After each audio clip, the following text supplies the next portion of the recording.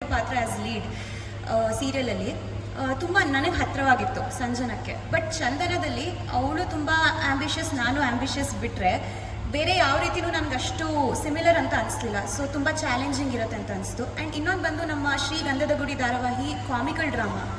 So it's not like any other normal serial, ಬರೀ drama ಇಲ್ಲ, comical drama ಇರೋದ್ರಿಂದ comedy timings ಎಲ್ಲ ತುಂಬ ಮುಖ್ಯ ಆಗುತ್ತೆ. ನಾನು ಪರ್ಸ್ನಲಿ ಕಾಮಿಕಲ್ ಕ್ಯಾರೆಕ್ಟರ್ಸ್ ಮಾಡಿಲ್ಲ ಆ್ಯಸ್ ಅನ್ ಆ್ಯಕ್ಟರ್. ಸೊ ಇಲ್ಲಿ ಅದು ನನಗೆ ಒಂದು ಚಾಲೆಂಜ್ ಇರುತ್ತೆ, ಜನರ ಮನಸ್ಸು ಗೆಲ್ಲಕ್ಕೆ ಇನ್ ಕಾಮಿಡಿ ಸ್ಟ್ರೀಮ್ ಆಲ್ಸೋ ಅಂತ ನನಗನ್ನಿಸ್ತು. ದಟ್ ಈಸ್ ಅನದರ್ ರೀಸನ್ ಈ ಪ್ರಾಜೆಕ್ಟ್ ನಾನು ಯಾಕೆ ಒಪ್ಕೊಂಡೆ ಅಂತ. ಬಟ್ ನನಗೆ ಆ ಪಾತ್ರದ ಒಳಗೆ ಇಳಿಯೋದಕ್ಕೆ ಸ್ಟಾರ್ಟಿಂಗಲ್ಲಿ ಸ್ವಲ್ಪ ಕಷ್ಟ ಆಗ್ತಿತ್ತು. ಆ್ಯಕ್ಚುಲಿ ಪ್ರಕಾಶ್ ಸರ್ ಹೇಳ್ತಿದ್ರು ನನಗೆ, ಇದು ಕಾಮಿಕಲ್ ಡ್ರಾಮಾ, ಸೊ ನೀವು ಸ್ವಲ್ಪ ಓವರ್ ಆ್ಯಕ್ಟಿಂಗ್ ಮಾಡೋ ಕಡೆ ಮಾಡಬೇಕಾಗತ್ತೆ, ನೀವೆಲ್ಲ ಕಡೆ ಸಟಲ್ ಆಗಿ ನಾನು ನ್ಯಾಚುರಲ್ ಆಗಿ ಮಾಡ್ತೀನಿ ಅಂದರೆ ಆಗಲ್ಲ, ಸ್ವಲ್ಪ ಡಯಲಾಗ್ ಮಾಡಬೇಕಾಗತ್ತೆ, ಆ ಇನ್ಹಿಬಿಷನ್ಸಿಂದ ಹೊರಗೆ ಬರಬೇಕಾಗತ್ತೆ ಅಂತ. ಅದಾದಮೇಲೆ ಇವ್ರು ಹೇಳ್ಕೊಟ್ಟಿರೋದ್ರಲ್ಲಿ ಒಂದು ಅರ್ಧ ಮಾಡೋಕ್ಕೆ ಟ್ರೈ ಮಾಡಿದ್ದೀನಿ.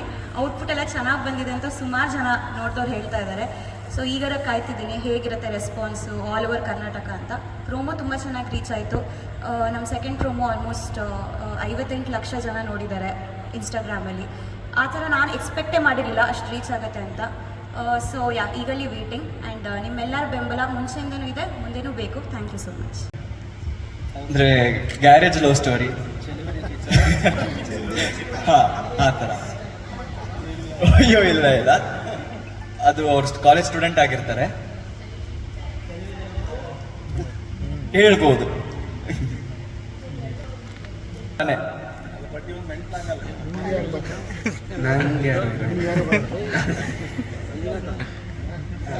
ಗಣಿ ನಮ್ಮ ಹತ್ರ ಬಂದಿದ್ದೇ ಬೇರೆ ವಿಷಯಕ್ಕೆ.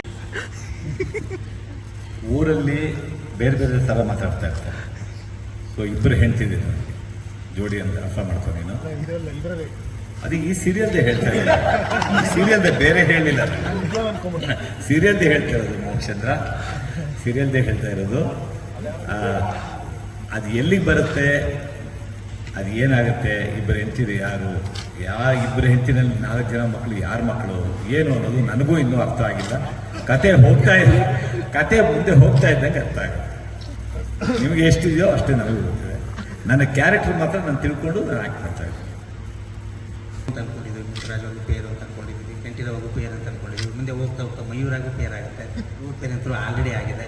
ಇವ್ರ ಫ್ಲ್ಯಾಶ್ ಬ್ಯಾಕು ಮುಂದೆ ಹೋಗ್ತಾ ಮೊದಲನೇ ಹೆಂಡ್ತಿ, ಎರಡನೇ ಹೆಂಡ್ತಿ, ಅವರೇ ಹೇಳಿದ್ರಲ್ಲ ಇಬ್ಬರು ಹೆಂಡ್ತಿ ಅಂತ ಹೋಗ್ತಾ ಓಪನ್ ಆಗ್ತಾ ಒಂದೊಂದೇ ಈರುಳ್ಳಿ ಲೇಯರ್ ಥರ ಒಂದೊಂದೇ ಓಪನ್ ಆಗ್ತಾ ಹೋಗುತ್ತೆ ಸರ್.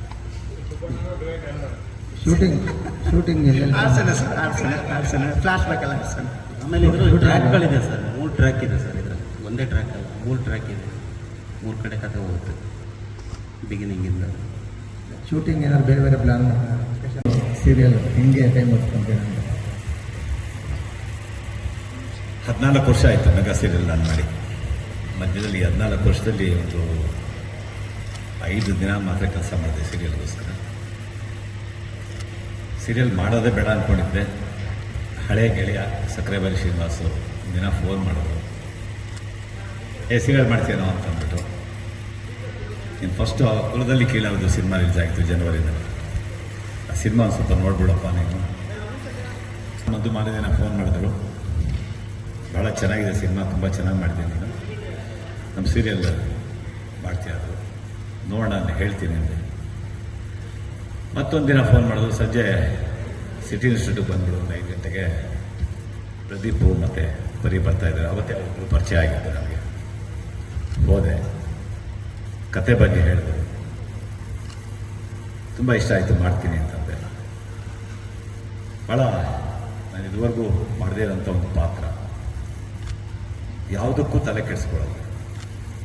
ಅಣ್ಣ ಅವರ ಕಟ್ಟ ಅಭಿಮಾನಿ ಆಗಿರೋದ್ರಿಂದ ಅವರ ಚಿತ್ರದ ಹೆಸರು ಮತ್ತು ಅವರ ಚಿತ್ರದಲ್ಲಿ ಬರುವಂಥ ಪಾತ್ರದ ಹೆಸರುಗಳನ್ನ ನಾನು 4 ಮಕ್ಕಳಿಗೆ ಇಟ್ಟಿರ್ತೀನಿ. ಸೊ ಯಾವಾಗ ನೋಡಿದ್ರು ಕುಡಿಯೋದು, ಒಂಥರ ಬೇಜವಾಬ್ದಾರಿ ಮನುಷ್ಯ, ಯಾವುದಕ್ಕೂ ಸ್ಪಂದಿಸಲ್ಲ. ಸೊ ನನ್ನ ಜೊತೆಗೆ ಮನೆಯಲ್ಲಿ ಸ್ವಲ್ಪ ಚೆನ್ನಾಗಿ ಸ್ಪಂದಿಸೋದು ಅಂತಂದರೆ ನನ್ನ ದೊಡ್ಡ ಮಗ ಮುತ್ತರಾಜ. ಸೊ ಇವರೆಲ್ಲ ಏನೇ ಕೀಟ್ಲೆ ಮಾಡಿದ್ರು ಆತ ಬಂದು ಸರಿಪಡಿಸ್ತಾ ಇರ್ತಾನೆ. ಭಾಳ ಒಳ್ಳೆ ಕ್ಯಾರೆಕ್ಟರ್ 14 ವರ್ಷ ಆದಮೇಲೆ ಸಿಕ್ತು. ಯಾಕೆಂದರೆ ನನ್ನ ಮೆಂಟಾಲಿಟಿಗೆ ಸೀರಿಯಲ್ ಆಗಲ್ಲ ಅಂತಲೇ ಬಿಟ್ಬಿಟ್ಟಿದ್ದೆ. ಸುಮಾರು ಆಫರ್ಸ್ ಬಂತು, ಆಗಲ್ಲ ಅಂತ ಬಿಟ್ಬಿಟ್ಟಿದ್ದೆ. ಒಂದು ಗೆಳೆತನಕ್ಕೆ ಕಟ್ಟಿಬಿದ್ದು ಈ ಸೀರಿಯಲ್ ಒಪ್ಕೊಂಡೆ. ಸೊ ಕ್ಯಾರೆಕ್ಟರ್ ತುಂಬ ಚೆನ್ನಾಗಿದೆ, ಎಂಜಾಯ್ ಮಾಡ್ತಾಯಿದ್ದೀನಿ, ಚೆನ್ನಾಗಿ ಬರುತ್ತೆ ಅಂತ ಅಂದ್ಕೊಂಡಿದ್ದೀನಿ. ನಮಸ್ಕಾರ.